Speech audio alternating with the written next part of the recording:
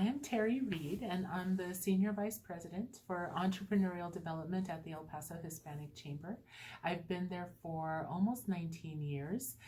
10 years before that, I was with the El Paso Chamber. So for the past 28 years, I've been in the world of chambers of commerce, and that's what I do for a living.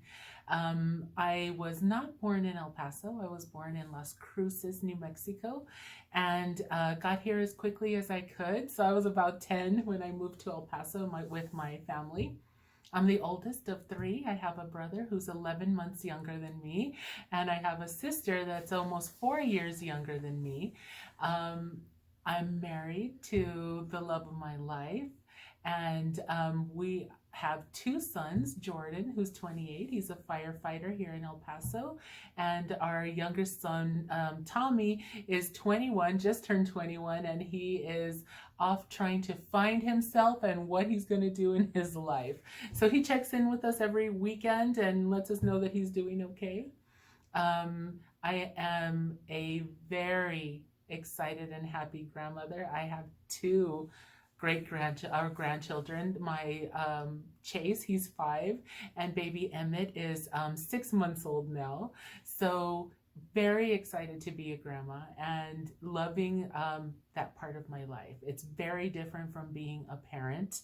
If you are a grandparent, you know that you have all the worry and all the stress with your children, and with your grandchildren, you just get to enjoy them and be around them. So that is what keeps me and my husband young. I went to school here in El Paso. I graduated from Irvin High School a long time ago. And then I went to the International Business College. I did not have the luxury or the time to be able to go to college, so I didn't go to college. I learned everything hands-on, and I can say that I have had really great teachers along the way. Because, you know, like they say, college isn't necessarily for everyone, and not everybody can go. Some people have to get to work, and so I did as quickly as I could. So I started as an assistant with an insurance agent in the Northeast, right next door to the International Business College where I went to school. His name was Mike Engelbaum. So nice. I know he still has his business in the Northeast.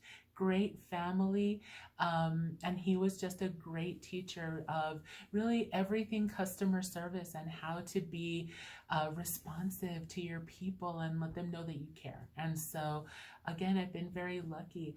My next job was, and I haven't had very many, I've only had 4 jobs in my life. So with that, my next job was with Ernie Granados. He had a company, and it was a brokerage. So he bought stuff and then he sold it. And it could be food, or it could be odd lots, all kinds of things.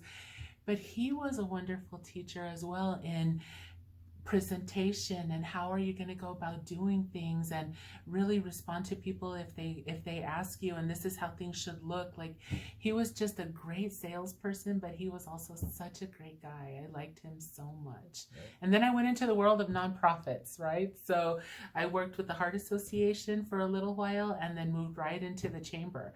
So again, for the last 28 years, it's been the Chamber of Commerce, and really helping people to connect and doing anything I can to make sure that they get what they're looking for, even if it's just a phone call back.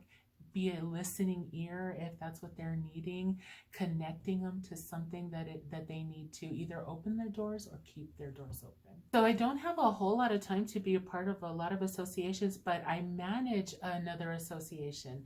So with the chamber, I do entrepreneurial development.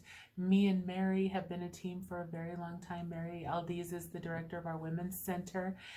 She's grown through the chamber too for the last 15 years.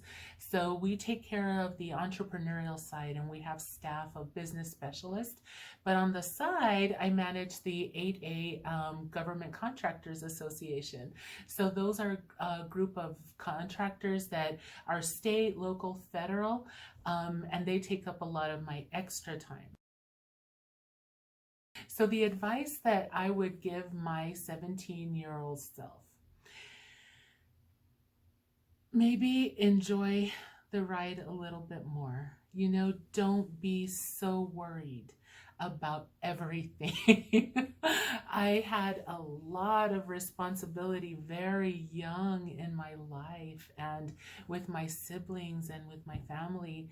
And I feel like my 17-year-old age was kind of my rebellious year. But the minute I turned 18, I got serious. I went to work and I've been working every minute since, right? But I think I would say breathe. Don't be so worried and really enjoy the moment a little bit more, because I think that I let some really good moments go by that I spent worrying and working and not really enjoying the fruits of those labors. Some words of wisdom about living your best life. Do what you want to do and do it with no fear, or do it with that fear. You know what I mean? The fear is there. There's always going to be a fear of change, or a fear of being alone, or, maybe not succeeding. But sometimes that fear keeps us sharp, and it helps us to get where we're going and just do it thoughtfully. That's what I would say. Just do what you want to do. Don't be confined by boxes, by imaginary ceilings. Just don't be confined. You can do whatever you want to do. If you have it in you to do it, you can make it happen. Wow. So I would say that the whole pandemic would be an aha moment, right? It changed us in a day, from one moment to the next. How we do things, how we work, how we live, how we move forward. And I think that up to this point in my 52 years, that has been the biggest, because it shows us, or it has shown us, we can work from home if we have to. Right? We don't always have to work from 7 to 7 or 7 to 9 at an office. It can be done. We can teach our children from home. It's different and it's hard. And we're helping our children with our grandchildren at home, on school, on the online. But it can be done, and we can live safely. We can overcome. We're overcoming. It has been a true eye-opener, but I think that chaos can bring us all together too. And maybe we needed a little bit of slow down time, right? I think that we needed to heal ourselves, and that the earth needs to heal as well. Okay, so I told you, don't make me cry with these interviews because I'm such a crybaby. It would be my mother.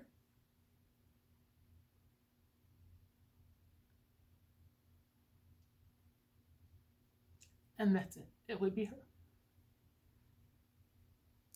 I understand. Yes. She's working overtime, by the way. She's probably working harder now as an angel than she did here, because she has her children and so many grandchildren that she has to take care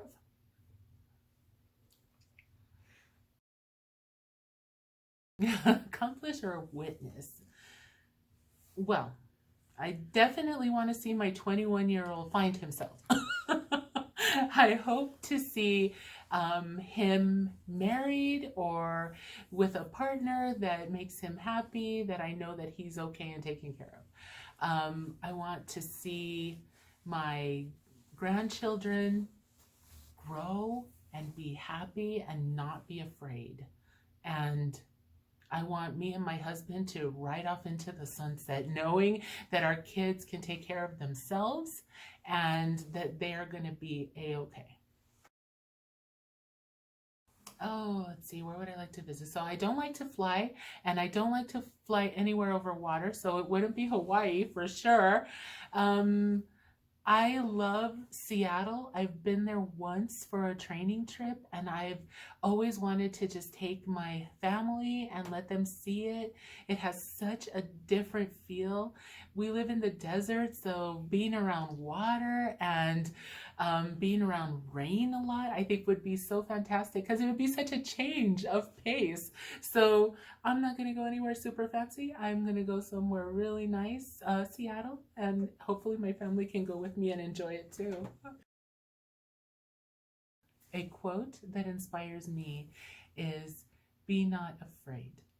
And I think I have to live my life with that, because I tend to be afraid and nervous and worried. And, it goes against every bit of my being to take on a new challenge or to change and you just have to. And like I said, I want to live the advice that I would give somebody. So I would say, be not afraid and move forward and just expect great things.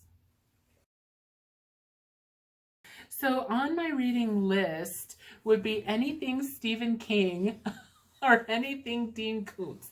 So I work all day. I don't want to read self-help books. I don't want to read anything to do with how to be successful. I feel like I'm in the last third of my life, so I want to read something that's entertaining to me and that I could just go through a book on a weekend if I have that kind of time. And so that's what I read. I like those kinds of books. Oh my gosh, I am an 80s child, so I actually have a lot of different types of music that I love. I love country. My husband is a very heavy metal rock kind of guy, so I do like some of that as well. But I love the 80s, and I love the Def Leppards. I love Journey, so my playlist has a little bit of all that. My life as a woman is blessed, is busy, is chaotic, it's scary. It is so many things wrapped up into one. What I love about El Paso is everything. I love the people. I love the culture. I love the buildings, the mountains. I love the weather. If I would change anything about it, I would have a little bit more rain, because I think we need it.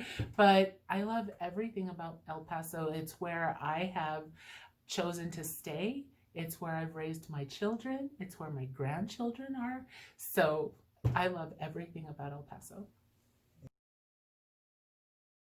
I believe El Paso could be more inviting by, well, I think El Paso is a pretty inviting place, right? I think that it is open-minded. It can be very friendly. I think that if we had less taxes, I think that if we had lower taxes, if we didn't have so many taxing entities and the need for it, and I think that El Paso would be a great place for tourism if we would all get on the same page and really showcase and enhance the beautiful areas that we have. We have the Mission Trail, and again, I've been in the chamber for 28 years, and it's always something that's talked about being done. We're going to enhance the Mission Trails. We're going to show people the beauty of the churches and the trail and everything that's out there. And I just think that it doesn't come up on a priority list too much, right? I think we should focus on the beautiful areas that we can make more beautiful. I think we can be friendlier to business here. I'm in a business organization, and I think that our businesses struggle with ordinances and laws and rules that hold them down. And I think we need to be more open-minded and really just be better at tourism, at business, and enhancing our beautiful qualities here. What the world needs now is healing. I think that we need to all get together regardless of who is our leader. I think that we need to be open-minded to good opinions and good methods. If somebody knows of a really good way to do something, we should be paying more attention to that, spreading the word, helping each other. But I think that the world needs healing and moving forward in a very positive way. So I live in Socorro. It has the feel of being out in the country, right? Which my husband loves, but it's 16 minutes from downtown, so it has the city feel that I love, right? So I think that it is definitely a jewel. I think the Mission Trail is a jewel. I think the mountains are a jewel. I know we bring people in, or before COVID, we brought people in to see our beautiful city, and the first thing they mentioned was, oh my God, how green, and oh my gosh, look at the beautiful mountains. So I think those are things that people maybe take for granted because we're here and we see them all the time. But I think that those are the jewels here. My personal message to El Pasoans is it has been a tough year. You all know that, and that's not just here, it's everywhere. But I think together we're stronger. I think we can get through this. We're resilient people, and I think that better days are coming because every storm runs out of rain.